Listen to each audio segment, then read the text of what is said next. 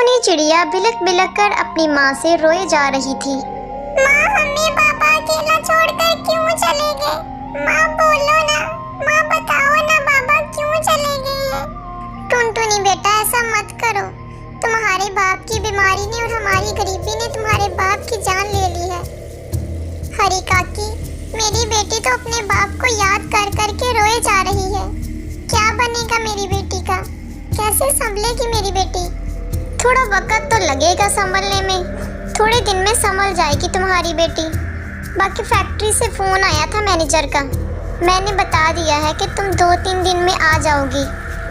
हाँ हरी काकी, मेरी बेटी थोड़ी संभल जाए ना तो फिर मैं ज्वाइन कर लूँगी फैक्ट्री। टुनटुनी चिड़िया अपनी बाप की मौत के बाद बहुत सदमे में आ गई थी, लेकिन उस बेचारी चिड़िया पर अभी एक और पहाड़ टूटना बाकी था। टुनटुनी बेटा, जल्दी करो, मेरे साथ चलो, हमें अभी हॉस्पिटल जाना है। हरी काकी, क्या हुआ? हॉस्पिटल क्यों जाना है? टुनटुनी बेटा, तुम्हारी माँ का एक्सीडेंट हो गया है।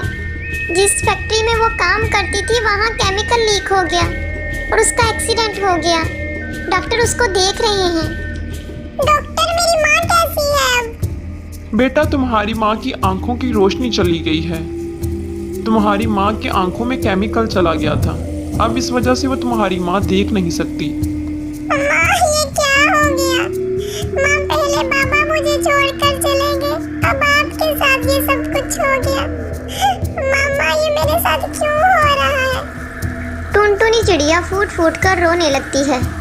कुछ दिनों बाद टूनी चिड़िया घर आ जाती है। अब टूनी चिड़िया बहुत उदास रहने लगी थी। माँ, ये लो चाय पी लो, मैं आपके लिए अपने हाथों से चाय बनाकर लेके आई हूँ। ये ले चाय पी ले, फिर आपको दवा भी खानी है। ये क्या माँ? माँ, आप रो रही हैं। माँ, आपको डॉक्टर ने कहा है ना, अभी आप ऐसा मत करें, आपकी आंखें खराब हो जाएंगी। और मेरी बेटी, तुम पर कितनी बड़ी जिम्मेदारी आ गई है इतनी छोटी सी उम्र में। माँ, आप उदास क्यों हो रही हैं? सब कुछ ठीक हो जाएगा। आप खुद ही तो कहती हैं मैं आपकी बहादुर बेटी हूँ। आप आए, चाय पिए और फिर आपको दवा भी खानी है। आप चाय पिए, मैं हरी काकी के पास होके आती हूँ। मैंने उनसे काम का बोला था तो उन्होंने कहा था कि मैं किसी से बात करूँगी। आओ टुनटुनी बेटा, मैं तुम्हारी ही राह देख रही थी। मेरी चूड़ी वाली से बात हुई है, मैं रोज उससे तुम्हें चूड़ी दिलवा दूंगी, फिर उसे बेचकर तुम कुछ पैसे कमा पाओगी। हरी काकी, आपने मेरे बारे में इतना सोचा, मेरे लिए यही बहुत है। आप मुझे बस चूड़ी दिलवा दें, इससे मेरी बहुत मदद हो जाएगी। हरी काकी टुनटुनी को चूड़ियाँ दिलवा देती है। अब टुनटुनी रोज चूड़ियाँ बेचने लगती है। टुनटुनी चिड़िया रोज कभी पार्क में, कभी नदी किनारे वाले जंगल में चूड़ियाँ बेचती थी। चूड़ी ले लो, मेरे पास बहुत ही सुंदर चूड़ियाँ हैं। चूड़ी ले लो, मेरे पास नीली, पीली, लाल, हर तरह की चूड़ियाँ हैं। नहीं बहन, हमें नहीं लेनी चूड़ियाँ, आगे जाके बेचो तुम। मुझे लेनी है चूड़ियाँ, मुझे तो दिलवा देना। एक चूड़ी वाली बात सुनो जरा, कितने की है ये चूड़ियाँ? ये लाल वाली 5 की है। नहीं, मैं तुम्हें इसके 2 रुपए से ज्यादा नहीं दूंगी।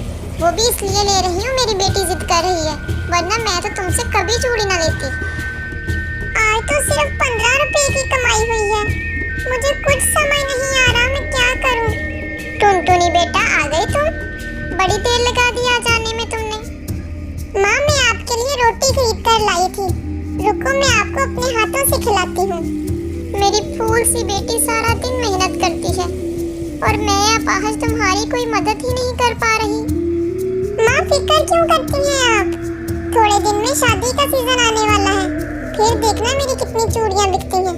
फिर मैं आपके लिए एक नया स्वेटर भी लेकर आऊँगी। अगले दिन फिर टुनटुनी चिड़िया चूड़ियाँ बेचने के लिए निकलती है कि उसकी थोड़ी बहुत कमाई हो जाएगी और वो अपनी माँ के लिए कुछ खाने को ले जाएगी। एक दिन टूनी चिड़िया एक पेड़ के नीचे बैठकर चूड़ियाँ बेच रही थी। तभी बुलबुल कबूतर और उसकी बेटी वहाँ से गुजरते हैं। बहन जी, चूड़ी ले लो, मेरे पास बहुत ही प्यारी चूड़ियाँ हैं।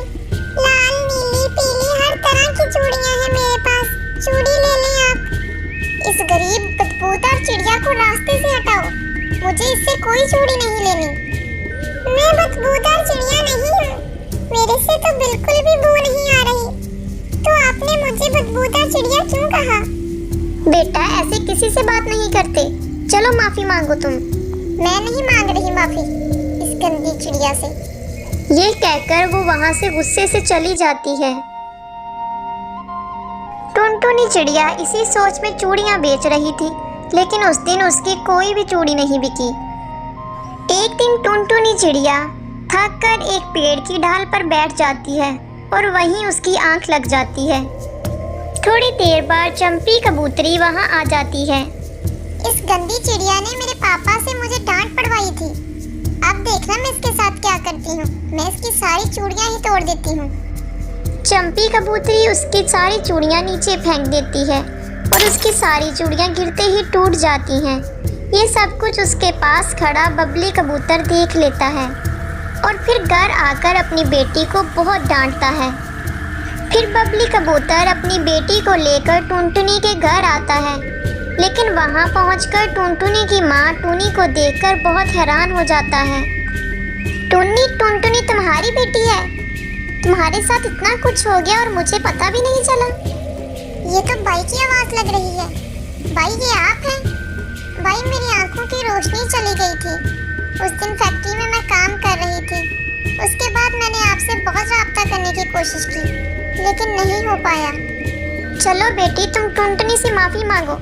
वो छोटी सी चिड़िया कैसे मेहनत करती है, सारा दिन मेहनत करके चूड़ियां बेचती है और अपना खानदान चलाती है, और तुमने देखो उसका कितना नुकसान कर दिया। टुनटुनी, मुझे माफ कर दो, मैंने तुम्हारा बहुत नुकसान कर दिया। पापा, मैं आज से वादा करती हूँ कि मैं कभी किसी की मजबूरी का फायदा नहीं उठाऊंगी और ना ही किसी का मजाक उड़ाऊंगी। कोई बात नहीं, आपको अपनी गलती का एहसास हो गया है, बस यही काफी है। टुनटुनी बेटा, ये मेरे मुंह बोले भाई हैं। शादी से पहले हम इकट्ठे खेलते थे, लेकिन शादी के बाद तो मेरा इससे राब्ता ही नहीं हो पाया। टुनी, अब तुम्हें परेशान होने की कोई ज़रूरत नहीं है। अब से तुम्हारी और टुनटुनी बेटी की जिम्मेदारी मेरी है। फिर बबली कबूतर टुनी चिड़िया और टुनटुनी को अपने साथ ले आया और उनका ख्याल रखने लगा और बड़ी खुशी खुशी रहने लगे।